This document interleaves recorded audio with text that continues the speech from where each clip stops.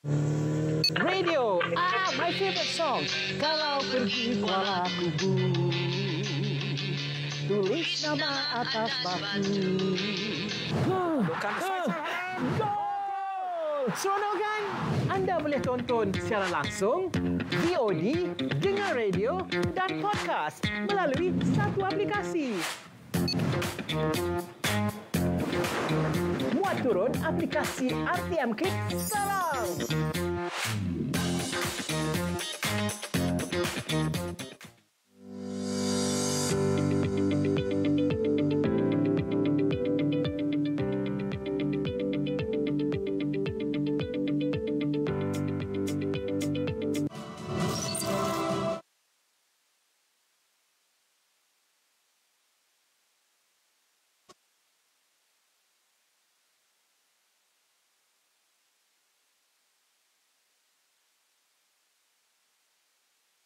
Bila bercakap tentang perkhidmatan awam ni, satu anekdot yang selalu saya kongsikan dengan ramai khalayak yang saya berdepan dengannya. Saya mengatakan bahawa dalam ketika mana Malaysia berdepan kemelut politik, kalau masih kita ingat pertukaran Perdana Menteri yang kerap dalam tempoh yang singkat, bagi saya yang mengekal kestabilan Malaysia pada ketika itu adalah merupakan keutuhan sektor awam kita. Dan kerana itu kita masih dapat melihat legasi pentadbiran ini sehingga ke hari ini, dan harus kita berterima kasih kepada komitmen para petugas dalam sektor awam untuk memastikan kelangsungan pengoperasian negara ini dapat terus tekal sehingga membawa kita ke kemuncak seperti kita nikmati pada masa ini. Assalamualaikum, salam hebat, saya Syed Munawar. Selama 1 jam saya menemani tetamu pada malam ini, iaitu yang berbahagia Datuk Seri Wan Ahmad Dahlan, Haji Abdul Aziz, Ketua Pengarah Perkhidmatan Awam, selalu kita sebut sebagai KPPA. Datuk Seri, Assalamualaikum. Waalaikumsalam. Ya, terima kasih kerana hadir ke rancangan pada malam ini, Bicara Naratif, untuk kita secara spesifiknya membincangkan tentang hemat. Tapi itu mukadimah yang saya selalu sebut di mana-mana bila saya bersama sektor awam. Itu penghargaan yang saya rasa rakyat Malaysia umumnya harus faham. Nanti tunggu Datuk Seri punya buku biografi itu ceritakan. InsyaAllah. Selalu saya mengusulkan supaya kepimpinan awam dan juga korporat bercerita tentang pengalaman pentadbiran. Datuk Seri bercakap tentang perkhidmatan awam semenjak Datuk Seri dimandatkan dengan kedudukan ini, Ketua Pengarah Perkhidmatan Awam. Datuk Seri mengemukakan satu yang dianggap sebagai teras baru, HEMAT, sebagai akronim, HEMAT itu. Dan saya rasa ini kesempatannya untuk kita memahami citra kepimpinan Datuk Seri dalam sektor awam. Ketika mana kita juga ada idealisme lain, dia datang bersekali. Kerajaan Madani, the Great Civil Service, sektor awam pula hemat.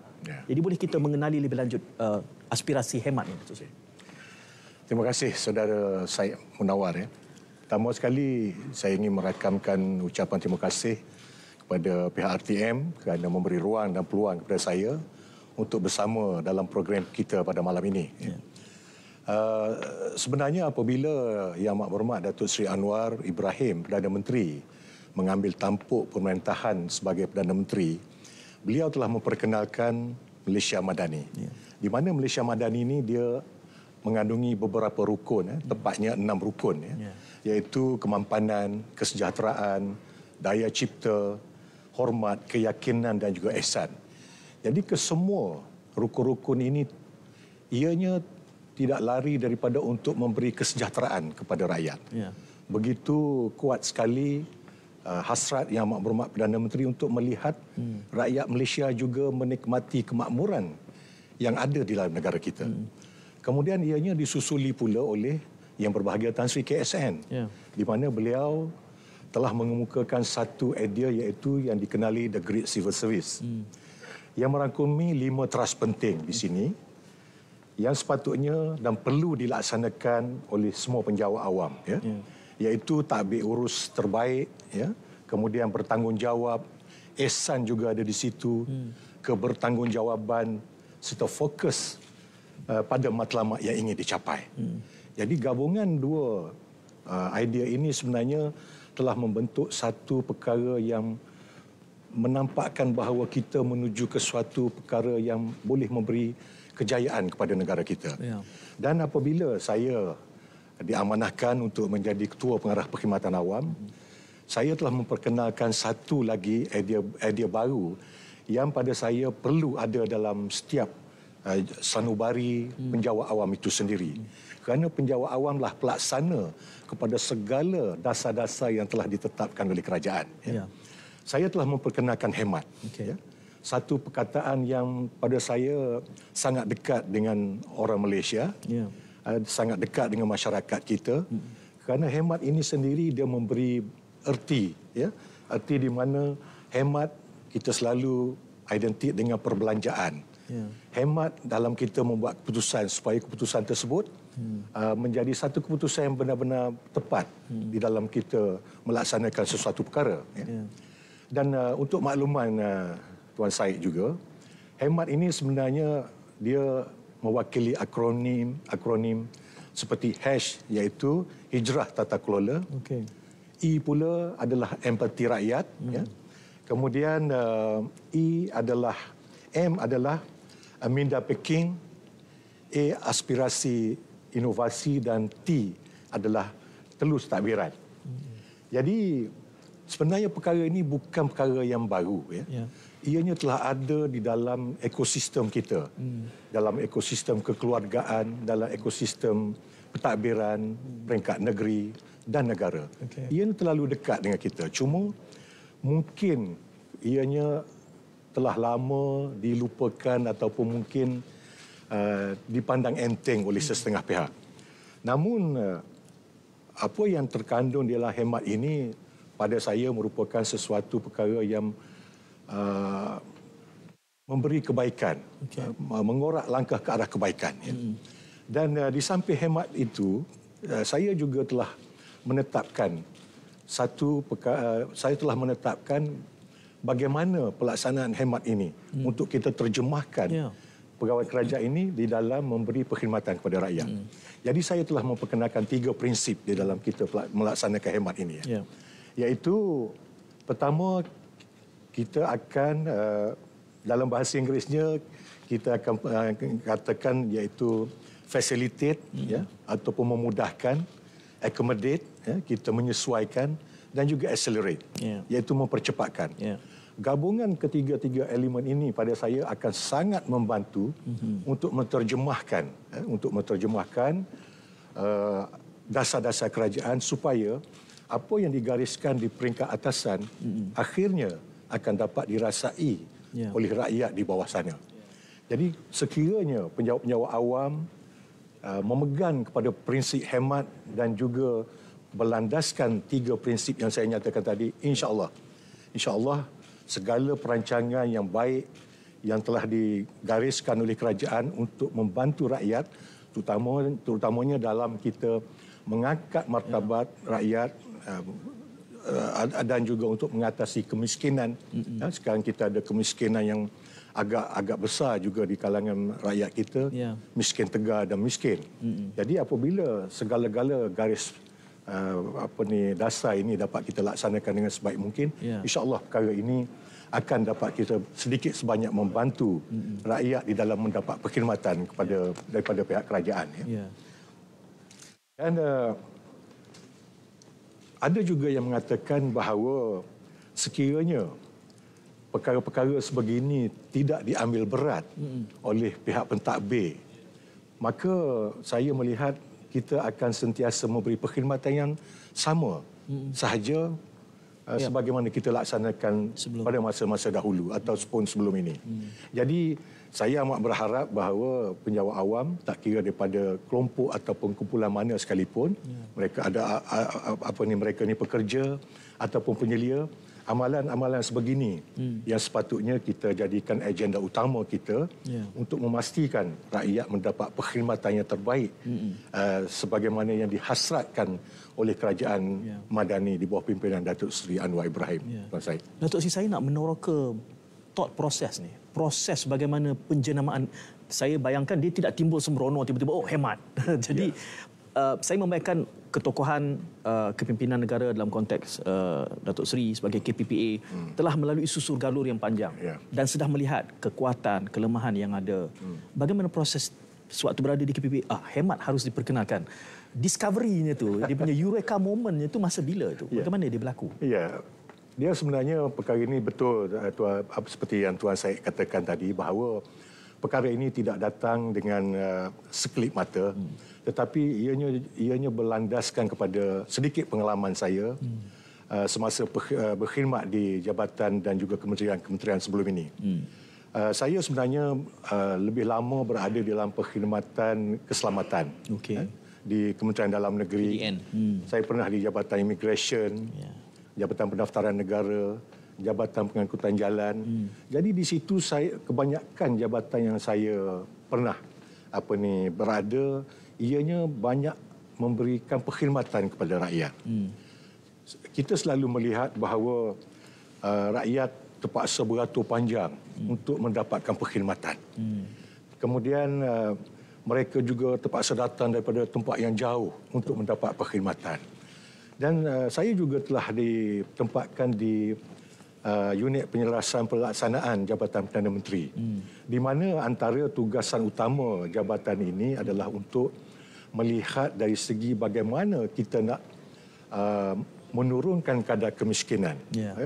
Jadi bertolak daripada situ saya melihat keperluan rakyat itu ada. Tetapi adakah perkhidmatan yang kita berikan kepada rakyat itu mencapai hasrat kerajaan?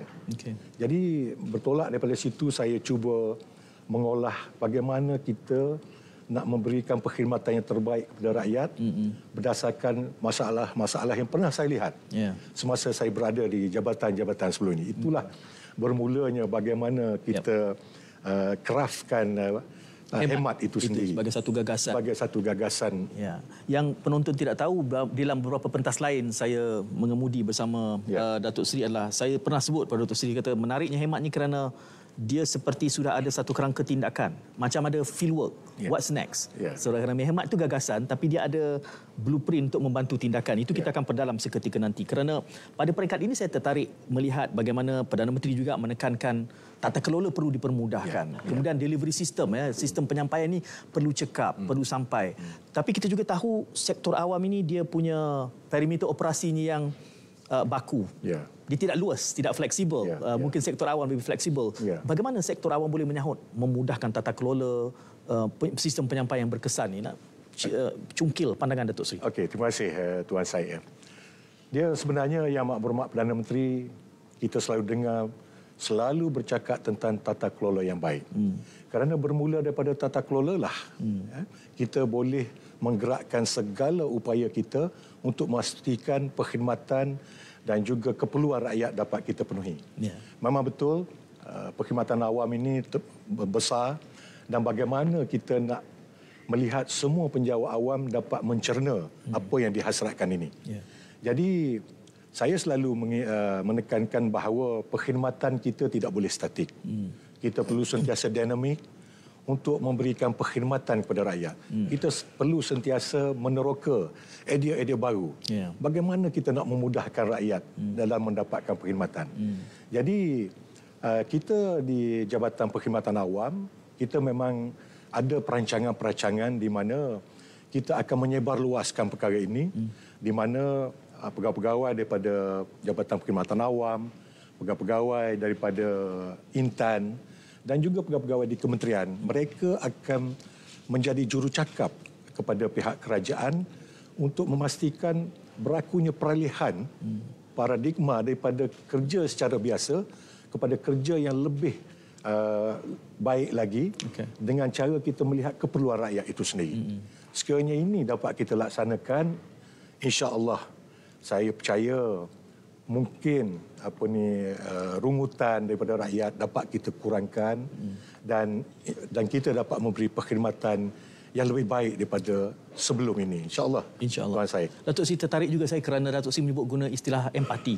Yang mana empati ni kalau kita sinonimkan di dalam Great Civil Service, di dalam Malaysia Madani juga ada ihsan ini. Jadi apabila Perdana Menteri, KSN, KPPA juga semua bercakap soal empati dan juga ihsan ini, bagaimana ia akan dibawa? Kedengaran tadi Datuk Seri sangat dekat dengan keprihatinan rakyat, apa yang rakyat perlukan. Jadi bagaimana ini semua akan diterjemahkan dalam gerak dan tindak sektor awam, kita akan tangani selepas kita berehat seketika. Teruskan kesian anda.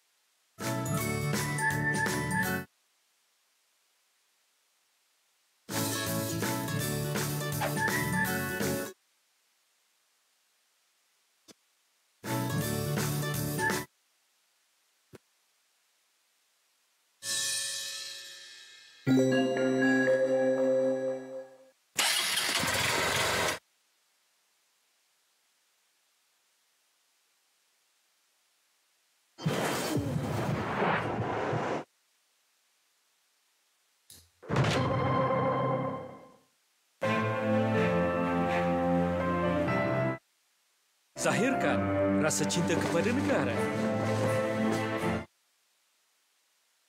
Lurukan semangat patriotik. Hiasi kediaman anda dengan jalur gemilang.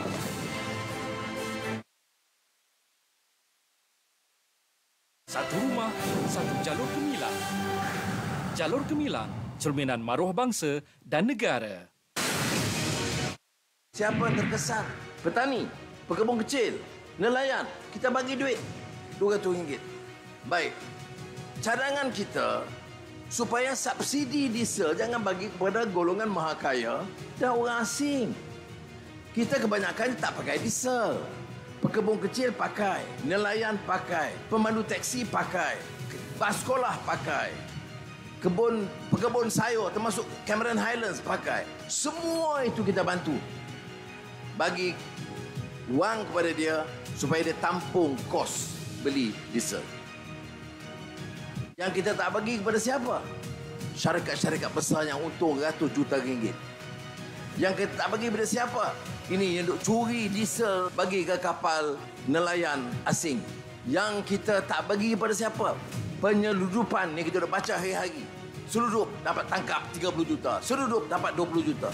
Bila kita perkenalkan subsidi, penyasaran subsidi, kita boleh selamatkan 4 bilion ringgit.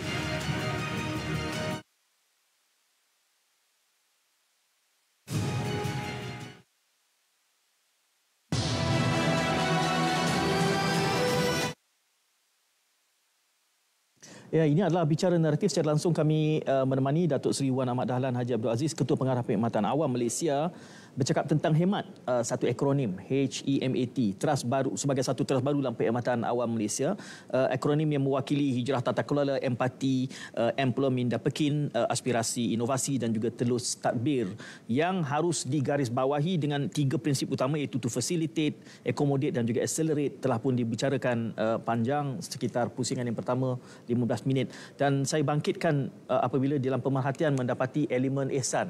Datuk Seri menggunakannya empati. Juga ada elemen itu wujud di dalam dibicarakan sebagai trust rukun di dalam Malaysia Madani.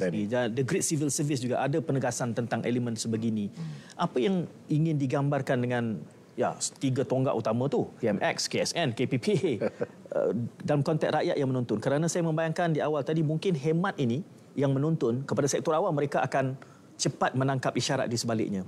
Tetapi kepada rakyat dalam konteks empati dan ihsan ini pula bagaimana, Datuk Seri? Okey, memang betul Tuan Syed. Dalam ketiga-tiga aspirasi ini elemen ihsan itu ada. Cuma di dalam hemat ini saya meletakkannya dengan nama empati, yang mana ia yang memberi makna yang sama. Ini jelas menunjukkan bahawa kerajaan sangat prihatin kepada kesusahan yang sedang dihadapi oleh rakyat. Dan kita cuba dengan sedaya upaya untuk memastikan kita berjaya memberi satu kaedah baru di dalam kita memberi manfaat kepada rakyat daripada apa yang telah digariskan oleh kerajaan. Dan sebagai contoh dalam pembentangan bajet pada tahun 2024, Yang Amat Berhormat Perdana Menteri masih menekankan kepada bantuan sumbangan asah rahmah ataupun SARA dan juga bantuan sumbangan tunai rahmah STR. Ini jelas menunjukkan bahawa pihak kerajaan ingin mengangkat martabat rakyat supaya rakyat juga dapat menikmati kemakmuran yang ada di dalam negara kita. Dan pada saya usaha ini sangat jelas bahawa kerajaan ingin membawa bersama rakyat, tak kira apa jua golongan, untuk bersama-sama membina negara bangsa yang baru berlandaskan Malaysia Madani.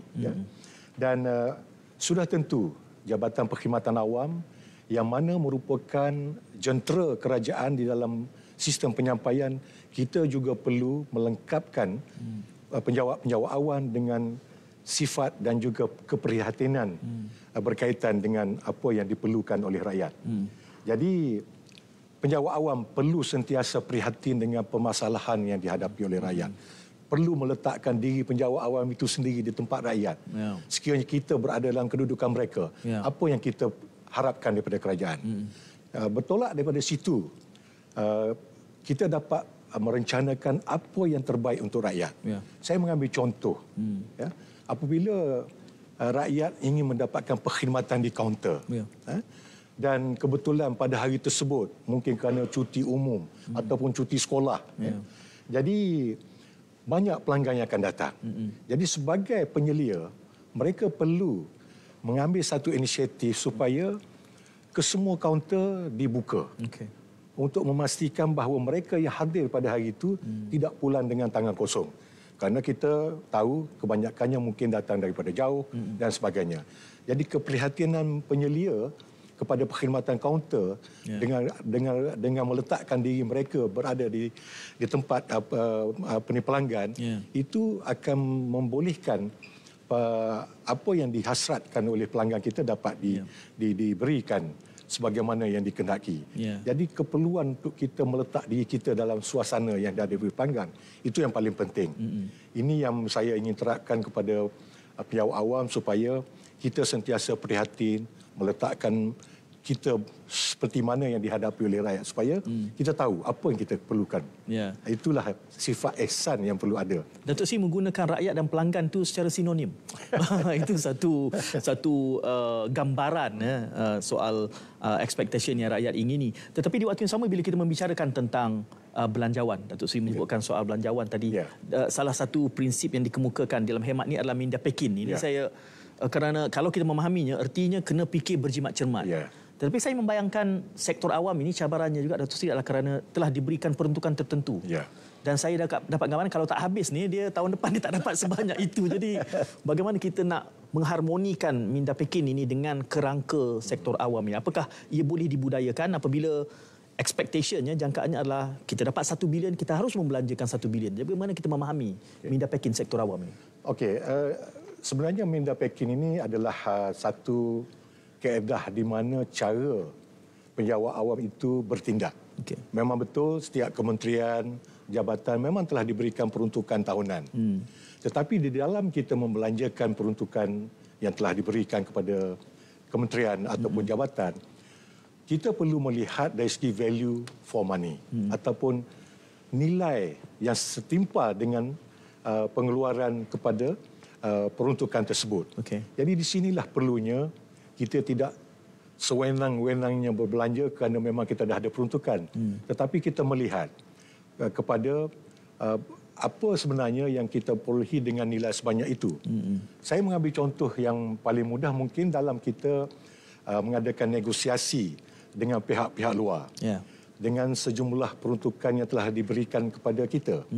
Tetapi bagaimana kita mengadakan negosiasi tersebut supaya kita mendapat harga yang lebih rendah tetapi mendapat perkhidmatan yang sama. Disitulah minda pekin itu perlu memainkan peranan supaya kita tidak sewenang-wenangnya membelanjakan peruntukan yang telah disediakan. Jadi itu sebenarnya yang saya bawa di dalam pemikiran dan juga kaedah kerja baru penjawat awam supaya sentiasa mempunyai minda yang pekin untuk melihat nilai berkaitan dengan kewangan itu dengan lebih telus, lebih teliti. Dan dalam masa yang sama, kita tidak mengenepikan, kita tidak ketepikan peraturan. Peraturan, tata cara dan tata kelola perolehan supaya kita tidak melanggar peraturan yang telah ditetapkan.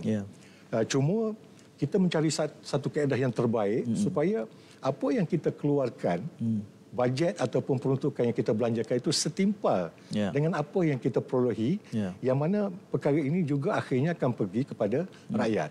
Jadi di situ kita mungkin perlu sentiasa melihat perkara-perkara seperti ini supaya nanti peruntukan kerajaan dapat dibelanjakan dengan sebaik mungkin dan memberi manfaat kepada rakyat. Itu yang kita gerakkan berkaitan dengan minda peking, Tuan Syed. Saya kira dalam konteks pengamatan yang cuba dizahirkan oleh Kepimpinan Madani ini, sekurang-kurangnya dalam konteks berjimat cermat ni saya tidak pasti. PMX tidak mengambil gaji, itu jarang orang bicarakan. Betul. Walaupun orang kata yalah dia Perdana Menteri, dia banyak lagi perks yang lain. Itu seperkara, tapi komitmen itu adalah simbolik yang penting. Dan saya juga selalu bangkitkan padu misalnya dilakukan secara in-house oleh bakat-bakat dalam sektor awam. Saya bayangkan projek sebesar padu itu kalau dahulu dia akan outsource saja kepada kontraktor dan juga konsultan perunding luar. Tapi sisu saja kita sudah minda pekinnya sudah berjimat cermat berapa ratus juta dah di situ kan. Cuma dalam konteks pengistilahan ni saya suka hemat ni sebab dia perkenalkan istilah-istilah yang menarik ni. Pekin ini tak sektor awam mungkin dah dengar selalu Datuk Seri sebut, tapi awam memang dengar ni dia tahu minda pekin tak apa Datuk Seri. Rajin juga ni mencongkil istilah ni. Istilah yang tepat, yang betul. Dan saya nak bagi ruang ni Datuk Seri menjelaskan minda pekin tu maksudnya apa pada awam yang mungkin pertama kali agaknya dengar minda pekin. Mungkin bagi mereka yang daripada golongan awam, mungkin ini kali pertama ataupun jarang mendengar tentang minda pekin. Sebenarnya ianya merupakan satu istilah, istilah di mana kita sentiasa membuat penilaian dengan teliti, dengan cermat di dalam kita membelanjakan peruntukan yang telah diberikan kepada kita. Sebagaimana saya nyatakan tadi, memang kita dah ada peruntukan, tetapi kalau kita lebih peka, kita lebih teliti dalam melaksanakan perolehan dan juga perbelanjaan, insya-Allah perkara ini dapat kita kurangkan perbelanjaan kerajaan yang akhirnya akan memberi manfaat juga kepada rakyat. Sekiranya kita boleh kurangkan perbelanjaan.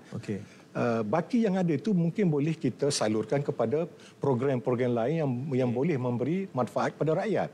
Itu sebenarnya kita minta supaya kita tidak berbelanja sesuka hati kerana kita tahu kita ada bajet, kita ada peruntukan. Tetapi kita membuat penilaian yang teliti supaya apa yang kita belanjakan itu memberi nilai yang sebenar kepada apa yang kita belanjakan.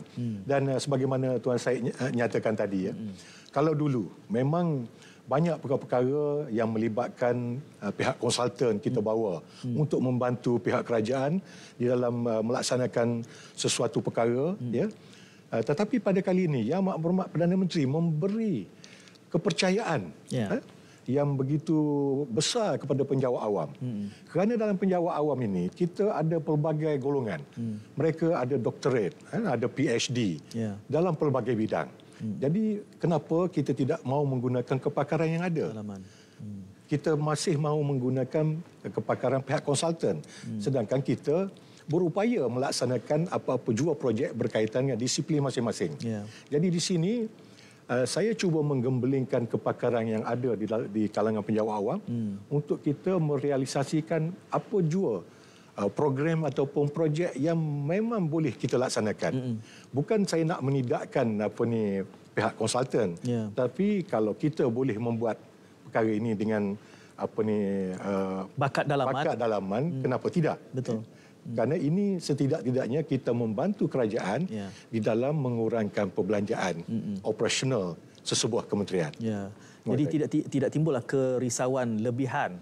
Kata kita ada 1 bilion, kita kena belanjat sebab penjimatan itu boleh saja disalurkan. Misalnya sebelum ini penerima manfaat 1,000 boleh jadi 2,000. Betul. Boleh dicipta, direkayasa program-program tambahan susulan. Jadi tidak timbul ada kerisauan itu. Dalam konteks ini saya kira agak jelas garis panduannya.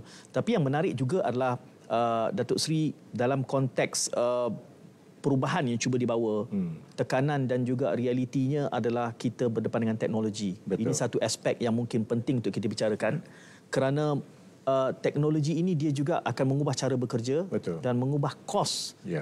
dalam pekerjaan, dalam dunia pekerjaan, termasuk sektor awam. Jadi bagaimana ini dicermati di dalam elemen hemat itu? Okey. Baik, memang kita tidak boleh ketinggalan di dalam arus kebangkitan teknologi.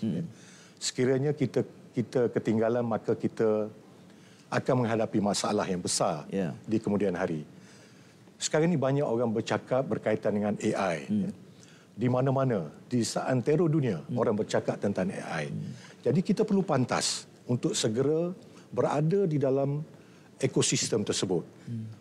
Kerana di dalam perkhidmatan awam itu sendiri sebenarnya, kita telah pun memulakan proses digitalisasi ini seawal tahun 1998, Tuan Syed. Ya. Di mana pada masa itu Jabatan Immigration, Jabatan Immigration melalui pengeluaran pasport. Sebenarnya kitalah negara pertama di dunia yang menggunakan chip di dalam pasport kita. Saya ingat peringkat awal dulu ramai yang skeptikal. Selamat tak selamat, selamat ataupun tak selamat, ditipu atau tidak. Kita telah bermula seawal 1998 apabila Jabatan Immigration memperkenalkan e-pasport, di mana segala data dimasukkan ke dalam chip yang diletakkan di muka surat belakang pasport kita. Kita dah ada bibit-bibit ke arah digitalisasi tersebut. Dan dengan perkembangan seterusnya, banyak sebenarnya yang telah kita laksanakan. Sebagai contoh, di Jabatan Pendaftaran Negara, di mana proses E2E ataupun end-to-end untuk mendapatkan sijil kelahiran, sijil kematian dan sebagainya pun telah boleh dilaksanakan secara E2E. Cuma sekarang ni ledakan AI ini sebenarnya yang memberi satu isyarat kepada kita supaya kita mula bersedia. Jika kita tidak bersedia, kita akan ketinggalan. Bukan hanya di peringkat dunia, tapi kita ketinggalan di peringkat ASEAN. Oleh yang demikian, Yang Amat Berhormat Perdana Menteri memang sangat menekankan kepada kita untuk sentiasa mengikuti arus perdana ini supaya penjawat awam juga boleh melaksanakan perkara-perkara seumpama ini dengan sebaik mungkin. Dan sebagai langkah pihak Jabatan Perkhidmatan Awam, kita telah menyediakan pelbagai kursus untuk pelbagai peringkat perjawatan, di mana di dalam negeri kita sediakan kursus berkaitan dengan AI ini di Intan, di mana kita membawa pegawai-pegawai daripada pelbagai kementerian dan jabatan untuk mengikuti kursus pengenalan kepada AI di peringkat awalnya. Kemudian di peringkat menengahnya kita pertingkatkan lagi ilmu berkaitan dengan AI. Tidak ketinggalan, kita juga menghantar pegawai kita di peringkat pengurusan menengah, antara grade 48 sehinggalah ke grade 54 ke luar negeri. Kita pilih negara-negara yang sudah maju berkaitan dengan kecerdasan buatan ini. Sebagai contoh, sekarang pegawai kita berada di India untuk mengikuti kursus berkaitan dengan AI selama 6 bulan. Kemudian selepas ini, kita akan hantar sekumpulan lagi pegawai kita ke negeri China juga untuk mengikuti kursus berkaitan dengan AI. So dengan harapan mereka-mereka yang kita hantar berkursus ke luar negara ini dapat menimba sebanyak mana ilmu daripada kedua-dua negara ini untuk dibawa pulang dan akhirnya mereka menjadi TOT kepada pegawai-pegawai lain di kementerian. Dan insya-Allah kita akan sentiasa seiring dengan keperluan semasa dan juga kehendak pentadbiran negara berkaitan dengan AI ini, Tuan Syed. Nanti sekembali kita daripada berjeda seketika, Datuk saya nak mengukakan satu persoalan berkait tentang salah satu item ataupun perkara yang disematkan dalam hemat ini, iaitu aspek inovasi. Jadi teruskan kesihatan anda bersama kami menemani KPPA.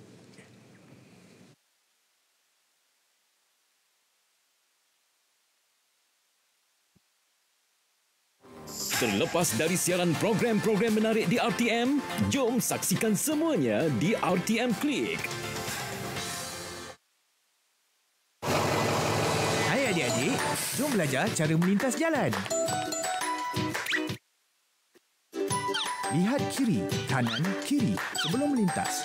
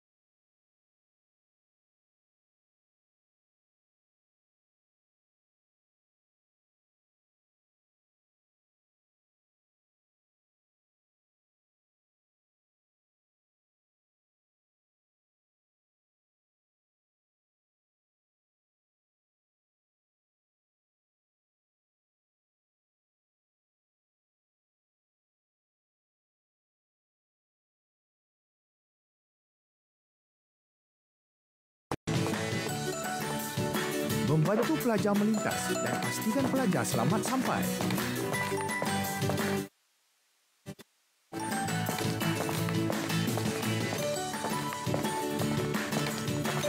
Jangan tiru pemanduan seperti ini. Contohi pemanduan dan peraturan dengan berhemah. Ada di satu tahap yang lebih baik berbanding dengan sebelum ini dan mungkin kita standing dengan negara-negara maju.